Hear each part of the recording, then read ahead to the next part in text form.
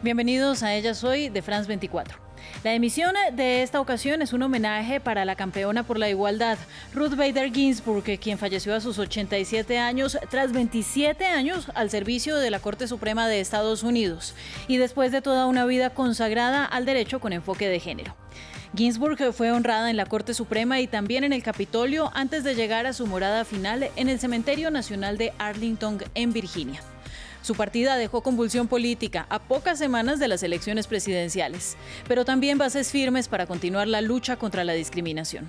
Jueza de la Corte Suprema, heroína de la lucha feminista, opositora declarada del presidente Donald Trump, Ruth Bader Ginsburg fue una de las mujeres más influyentes de Estados Unidos, educada con una premisa: sé mujer, sé independiente. Y lo cumplió. Aquí una muestra de lo que fue su vida. Sex discrimination existed.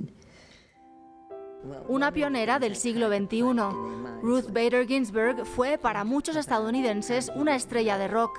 Magistrada del Tribunal Supremo y heroína de la lucha feminista, hizo de su espíritu independiente una marca de identidad. Fue una estudiante brillante en la Facultad de Derecho de Harvard, cuando casi no se admitían mujeres en las universidades. Fue una de las 9 que estudiaban entre 500 hombres. Se graduó de la Universidad de Columbia como primera de su clase, pero aún así ninguna firma quiso contratarla. Siendo mujer, judía, madre de un bebé de 4 años, sus aspiraciones eran inusuales para la época. Y esa discriminación se convirtió en la especialidad de RBG, como se la conocía. En 1972 cofundó el Women's Rights Project, una asociación para la defensa de los derechos de la mujer. 2 años después, la organización participó en más de 300 demandas por discriminación sexual, derecho al aborto, licencias de maternidad discriminadas. Caso por caso, Ginsburg se volvió una leyenda. Con su enfoque tranquilo y conciso, sentó las bases legales para la igualdad de género en Estados Unidos, y en 1994 Bill Clinton la nominó como jueza de la Corte Suprema, lo que la convirtió en la segunda mujer en ocupar un cargo en el más alto órgano judicial estadounidense. En la década de 1980, la balanza de la Corte Suprema se movió a la derecha, siendo Ginsburg una de las pocas voces progresistas en una corte conservadora. Una octogenaria potente que nunca se saltaba sus 3 sesiones deportivas por semana. Flexiones, pasos, planchas y un apodo que recuerda sus luchas: Notorious RBG, en referencia al rapero estadounidense Notorious Big. Iniciales que luego se convirtieron en un libro y en un documental dedicado a su vida. La revolucionaria Ginsburg enfrentó en su vida 5 episodios de cáncer y una operación cardíaca en 2014. Nada de eso la detuvo para ir a trabajar. Thank you very much. Y está con nosotros Lorraine Pérez, abogada principal de Intercontinental Law Firm y miembro de Florida Bar, el organismo rector de abogados para el estado de la Florida. Hoy, analista para conversar del impacto que causó la vida de Ruth Ginsburg en la vida de las mujeres. Lorraine, bienvenida a Ellas Hoy. Muchísimas gracias por la invitación. Lorraine, un paso a la vez. Eso decía Ginsburg, en lo que muchos llamaron un trabajo lento, pero constante. Sin embargo, yo le quiero plantear esto, y es que la lentitud no necesariamente sería un sinónimo del trabajo de Ginsburg. Cambios estructurales no suceden en un día, y esta mujer en una generación nos cambió la vida a todas las mujeres, especialmente dentro de Estados Unidos, pero es algo que tiene incluso alcance internacional. ¿Usted qué opina?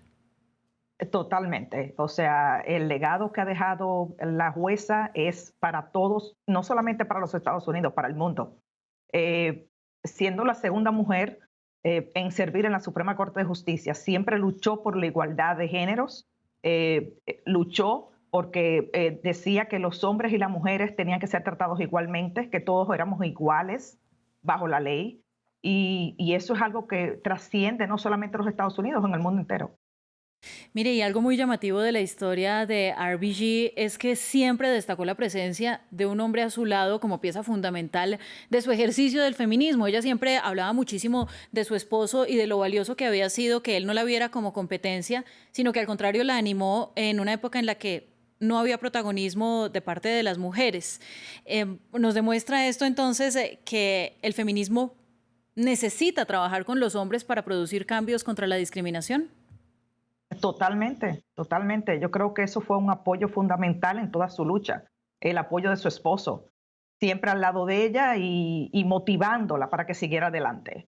Formas sencillas de mostrar que la lucha de la igualdad no tiene que ser exclusiva y que tampoco necesita de los gritos. Hablaba mucho Ginsburg de que su madre le enseñó a ser una dama y una dama para ella era una mujer que no necesita ofuscarse para probar sus argumentos. Y bueno, esto fue algo que vimos a lo largo de su historia y de su carrera cuando empezó a ganar casos por las mujeres desde los años 70.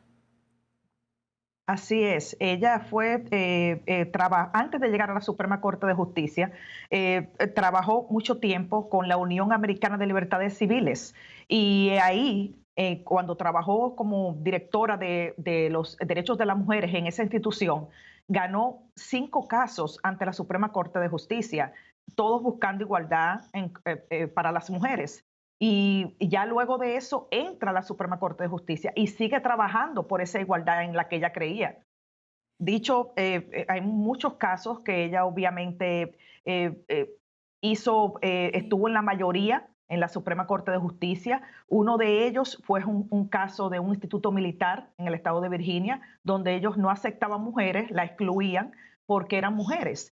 En ese caso, ella en la mayoría dijo que no, que tenían que aceptarlas porque ellas eran calificadas.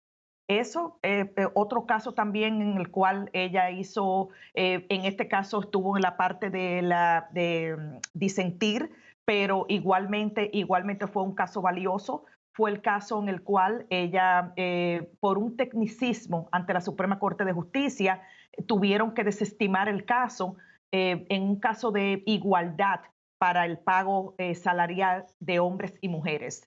Ella ahí no pudo hacer nada, pero sin embargo le tiró la bola a la cancha del Congreso diciendo que era el momento de ellos actuar. Y así fue. En el 2009 el Congreso pasó una ley bajo el gobierno del presidente Barack Obama en el cual requería que hubiera igualdad en los salarios, tanto para hombres como para mujeres.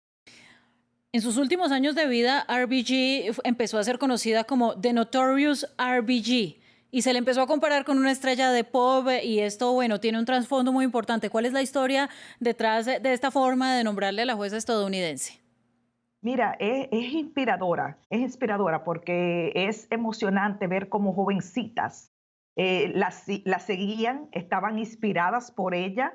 ¿Qué te digo? Es un legado para los Estados Unidos, definitivamente. Y bueno, qué bueno que llegó a conocerse así, que la juventud llegó a conocerla, porque hace poco sacaron una película sobre la vida de ella, interesantísima. Les recomiendo a todo el mundo que la vea, el que no la ha visto.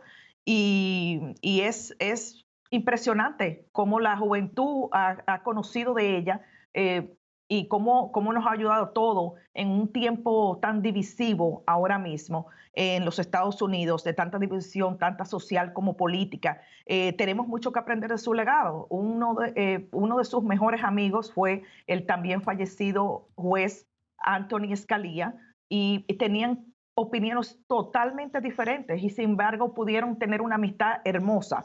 Es, como te digo, es un ejemplo, es una inspiración para todos nosotros.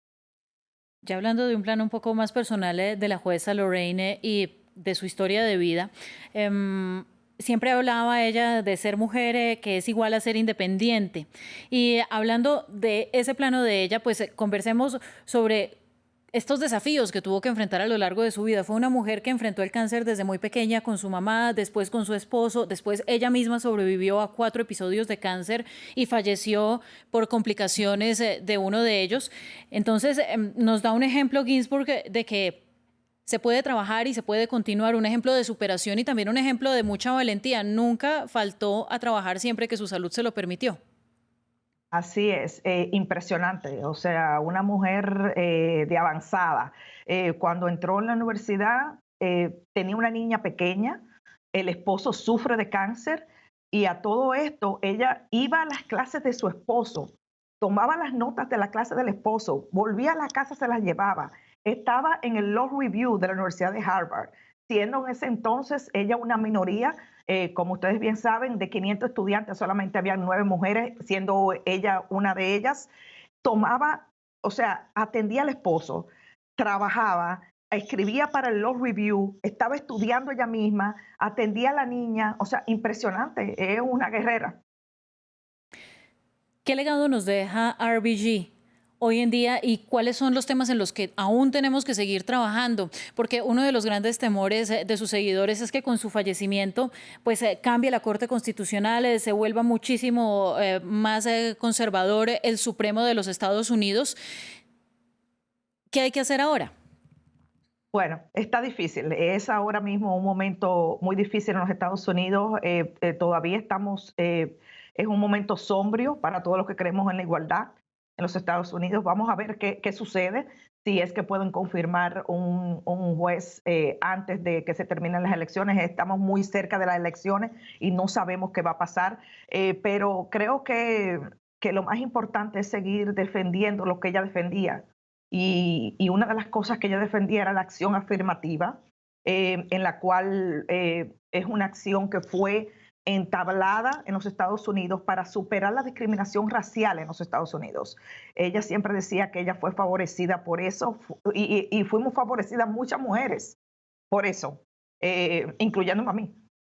Porque en ese momento, entrar a la universidad, las mujeres tenían un cupo muy limitado. Y gracias a la acción afirmativa, muchas mujeres pudimos entrar a la universidad y pudimos ser, hoy en día, la escuela de Derecho tiene la mitad de los estudiantes son mujeres y un tercio de la población son jueces federales, mujeres en los Estados Unidos. O sea que esperemos que podamos seguir en ese mismo camino para honrar su memoria. Lorraine, llegamos al final del programa. Gracias a usted por estar con nosotros y por este ejercicio de memoria que esperemos perdure por muchísimo tiempo. Muchísimas gracias por la invitación. Y ya para el cierre, solamente un recordatorio citando a Ginsburg.